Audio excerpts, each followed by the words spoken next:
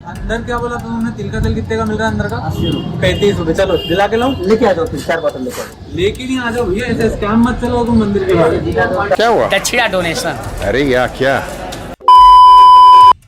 क्या आपने कभी सोचा है कि जिस मंदिर में लोग शांति, श्रद्धा और भगवान के दर्शन के लिए जाते हैं, उसी मंदिर के बाहर कई बार ऐसा पूरा तंत्र क्यों खड़ा हो जाता है जो श्रद्धालुओं की जेब खाली करने का इंतजार कर रहा होता है। मंदिर के द्वार पर पहुंचने से पहले ही कोई कहता है कि बिना इस विशेष पूजा के दर्शन अधूरे रह जाएंगे। कोई कहता है कि भगवान को यही प्रसाद चढ़ाना अनिवार्य है। कोई डर दिखाता है कि अगर ये अनुष्ठान नहीं किया तो दोष लग जाएगा। और कोई भावनाओं का सहारा लेकर श्रद्धा को व्यापार में बदल देता है। सवाल ये नहीं कि मंदिर के बाहर व्यापार क्यों होता है, सवाल ये है कि आखिर श्रद्धा के नाम पर होने वाली धोखाधड़ी कब तक चलती रहेगी। और सबसे बड़ी बात, आखिर लोग बार बार इसका शिकार क्यों बन जाते हैं। भारत में हजारों सालों से मंदिर केवल पूजा के स्थान नहीं रहे, वे संस्कृति, समाज और आस्था के केंद्र रहे हैं।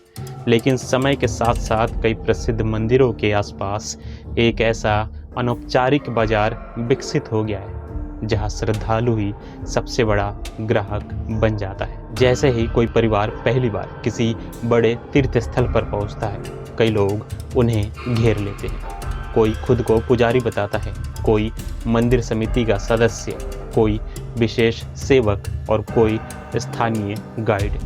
नए श्रद्धालु अक्सर ये समझ ही नहीं पाते कि कौन सच बोल रहा है और कौन सिर्फ पैसे कमाने की कोशिश कर रहा है। ऐसी ही एक घटना वाराणसी में हुई। एक परिवार पहली बार काशी विश्वनाथ के दर्शन करने पहुंचा। मंदिर से कुछ दूरी पर खड़े एक व्यक्ति ने उन्हें रोका और कहा कि आज विशेष तिथि है, बिना इस पूजन के दर्शन का पूरा फल नहीं मिलेगा। उसने परिवार को विश्वास दिलाया कि वो मंदिर से अधिकृत व्यक्ति है। परिवार उसके साथ चला गया। कुछ मंत्र पढ़े गए, कुछ फूल चढ़ाए गए और फिर उनसे हजारों रुपए मांगे गए। जब परिवार ने आपत्ति जताई तो उन्हें डराया गया कि पूजा बीच में छोड़ने से अशुभ हो जाएगा। बाद में उन्हें पता चला कि वो व्यक्ति मंदिर प्रशासन से किसी भी प्रकार से जुड़ा हुआ नहीं था। ऐसी घटनाएं केवल एक शहर तक सीमित नहीं है। देश के बड़े बड़े तीर्थ स्थलों में श्रद्धालुओं को प्रसाद, पूजा सामग्री और विशेष दर्शन के नाम पर भ्रमित करने के मामले सामने आते रहते हैं। कई बार मंदिर के बाहर दुकानदार ये कहकर सामान बेचते हैं कि भगवान को केवल यही प्रसाद स्वीकार है। 10 या 20 रुपए का सामान सैकड़ों रुपयों में बेचा जाता है। श्रद्धालु ये सोचकर मना नहीं कर पाता कि कहीं भगवान का अपमान ना हो जाए। श्रद्धा का यही भाव कई लोगों के लिए कमाई का साधन बन जाता है। मंदिर के बाहर होने वाला एक और बहुत आम लेकिन कम चर्चा किए जाने वाला खेल है सामान रखने का जाल। जैसे ही कोई श्रद्धालु मंदिर के पास पहुंचता है, कुछ दुकानदार उसे रोक लेते हैं और कहते हैं, भैया आगे चप्पल, बैग या मोबाइल ले जाना मना है, यहाँ रख दीजिए, बिल्कुल सुरक्षित रहेगा। पहली बार आने वाले श्रद्धालु इसे मंदिर की आधिकारिक व्यवस्था समझ लेते हैं और अपना सामान दुकान पर रख देते हैं। लेकिन असली खेल इसके बाद शुरू होता है। दुकानदार मुस्कुराते हुए कहता है, सामान तो मुफ्त में रख देंगे, बस भगवान के लिए प्रसाद यहीं से ले जाइए। श्रद्धालु को लगता है कि उसने उस व्यक्ति का एहसान ले लिया है, इसलिए मना करना उचित नहीं होगा। फिर उसे एक छोटी सी प्रसाद की टोकरी थमा दी जाती है जिसमें कुछ फूल, थोड़ी सी मिठाई और अगरबत्ती होती है, जिसकी वास्तविक कीमत शायद 20 या 30 रुपए भी न हो। लेकिन उसके बदले में 200, 300, 500, कभी कभी उससे भी अधिक रुपए वसूल लिए जाते हैं। उत्तर भारत के एक प्रसिद्ध तीर्थ स्थल पर दर्शन करने पहुंचे एक परिवार के साथ ऐसा ही हुआ। परिवार पहली बार वहां आया था। मंदिर से कुछ दूरी पहले एक दुकानदार ने उन्हें रोक लिया और कहा कि आगे सुरक्षा जांच है, इसलिए बैग और चप्पल साथ नहीं ले जा सकते। परिवार ने अपना सामान उसी दुकान पर रख दिया। दुकानदार ने उन्हें प्रसाद की टोकरी भी पकड़ा दी दर्शन के बाद जब वे वापस लौटे तो उस छोटी सी टोकरी के 700 रुपये मांगे गए। परिवार हैरान रह गया। जब उन्होंने विरोध किया तो दुकानदार ने कहा कि कीमत पहले ही बता दी गई थी। बहस बढ़ती देखकर परिवार ने मजबूरी में पैसे दिए और वहां से चला गया। उन्होंने पैसे से ज़्यादा दुख इस बात का था कि उनकी श्रद्धा का फायदा उठाया गया। ये तरीका इसलिए सफल हो जाता है क्योंकि श्रद्धालु दर्शन करने आया होता है, विवाद करने नहीं। वो अपने परिवार के सामने झगड़ा नहीं करना चाहता, अपनी यात्रा का माहौल खराब नहीं करना चाहता। इसी मानसिकता का फायदा कुछ लोग उठाते हैं। कई बार तो ये भी कहा जाता है कि मंदिर में बाहर का प्रसाद स्वीकार नहीं होता या यही विशेष प्रसाद भगवान को चढ़ाया जाता है, जबकि अधिकांश मामलों में ऐसा कोई नियम नहीं होता। एक और आम तरीका है नकली पुजारियों का। जैसे ही कोई श्रद्धालु मंदिर परिसर के आसपास पहुंचता है, कुछ लोग उसके गोत्र, नाम और परिवार के बारे में पूछना शुरू कर देते हैं। फिर वे दावा करते हैं कि उनके पूर्वजों ने वर्षों पहले उनके परिवार की वंशावली लिखी थी। कुछ बातें अनुमान से सही निकल जाती है और श्रद्धालु प्रभावित हो जाता है। इसके बाद उसे विशेष पूजा, पितृदोष निवारण या कुल देवता अनुष्ठान के नाम पर बड़ी रकम खर्च करने के लिए प्रेरित किया जाता है। कई बार लोग हजारों रुपए खर्च कर देते हैं और बाद में उन्हें एहसास होता है कि वे केवल भावनात्मक दबाव का शिकार हुए थे। हरिद्वार, प्रयागराज और गया जैसे स्थानों पर भी वर्षों से ऐसे किस्से सुनने को मिलते रहे हैं, जहां कुछ लोग श्रद्धालुओं को घेर कर दान देने के लिए मजबूर करने की कोशिश करते हैं। कोई कहता है कि पूर्वजों की आत्मा की शांति के लिए दान अनिवार्य है।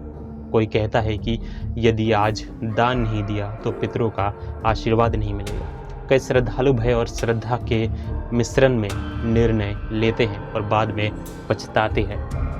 कुछ जगहों पर फर्जी चंदा वसूली भी एक बड़ी समस्या है। लोग मंदिर निर्माण, गौशाला, साधु सेवा या धार्मिक आयोजन के नाम पर रसीद बुक लेकर घूमते हैं। कई श्रद्धालु बिना जांच पड़ताल के दान कर देते हैं। बाद में पता चलता है कि वो संस्था अस्तित्व में है ही नहीं या दान का पैसा कभी उस उद्देश्य तक पहुंचा ही नहीं जिसके लिए लिया गया था। मंदिरों के बाहर बंदरों, गायों और पक्षियों को खिलाने के नाम पर भी कई बार धोखाधड़ी देखने को मिलती है। श्रद्धालुओं से कहा जाता है कि विशेष दाना खरीदने से पुण्य मिलेगा।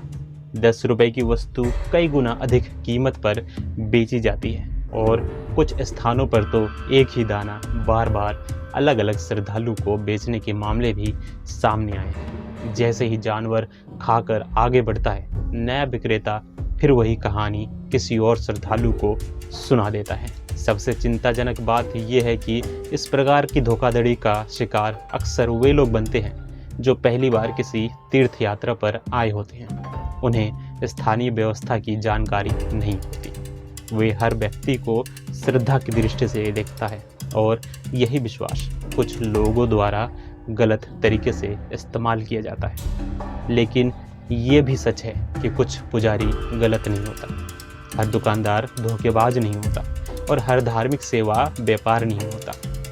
लाखों लोग ईमानदारी से श्रद्धालुओं की सेवा करते हैं। समस्या उन लोगों की है जो धर्म और आस्था को केवल कमाई का माध्यम बना देते हैं। कुछ लोगों की वजह से पूरे धार्मिक वातावरण की छवि प्रभावित होती है।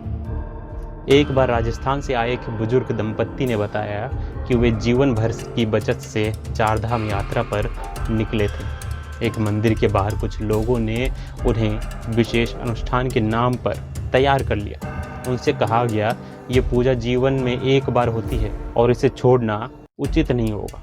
धीरे धीरे उनसे कई चरणों में पैसे लिए गए। जब तक उन्हें सच्चाई का पता चला तब तक उनकी यात्रा का बड़ा हिस्सा आर्थिक रूप से प्रभावित हो चुका था। उस बुजुर्ग ने केवल एक ही बात कही, हमें पैसों का दुख नहीं है, दुख इस बात का है कि हमारी श्रद्धा का फायदा उठाया गया। यही इस पूरे विषय का सबसे दर्दनाक पहलू है। जब कोई व्यक्ति किसी दुकान में ठगा जाता है तो उसे आर्थिक नुकसान होता है, लेकिन जब कोई व्यक्ति भगवान के नाम पर ठगा जाता है तो उसके विश्वास को भी चोट पहुंचती है और विश्वास टूटना अक्सर पैसे खोने से कहीं ज़्यादा पीड़ादायक होता है। इसीलिए हर श्रद्धालु को कुछ बातें हमेशा याद रखनी चाहिए। किसी भी अनजान व्यक्ति की बातों में तुरंत ना आए। मंदिर प्रशासन द्वारा जारी आधिकारिक जानकारी पर ही भरोसा करें। किसी भी पूजा या दान के लिए पहले उसकी आवश्यकता और प्रक्रिया को समझें। भय दिखाकर पैसे मांगने वालों से सावधान रहें। और सबसे महत्वपूर्ण बात, भगवान को आपकी श्रद्धा चाहिए, आपकी मजबूरी नहीं। आस्था का अर्थ अंधविश्वास नहीं है, दान का अर्थ दबाव नहीं है, पूजा का अर्थ व्यापार नहीं है। यदि कोई व्यक्ति आपको डराकर, शर्मिंदा करके या भावनात्मक दबाव डालकर पैसा खर्च करवाने की कोशिश कर रहा है तो समझिए कि वो धर्म की नहीं, अपने स्वार्थ की सेवा कर रहा है।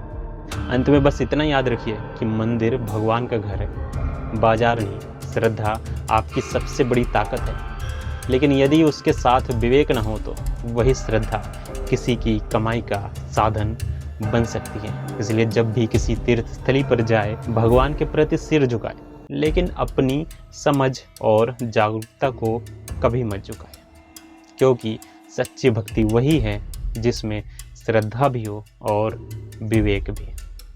श्रद्धा रखिए लेकिन सतर्क भी रहिए, क्योंकि भगवान के द्वार तक पहुंचने से पहले कई बार ठगों के दरवाजे भी रास्ते में आते हैं।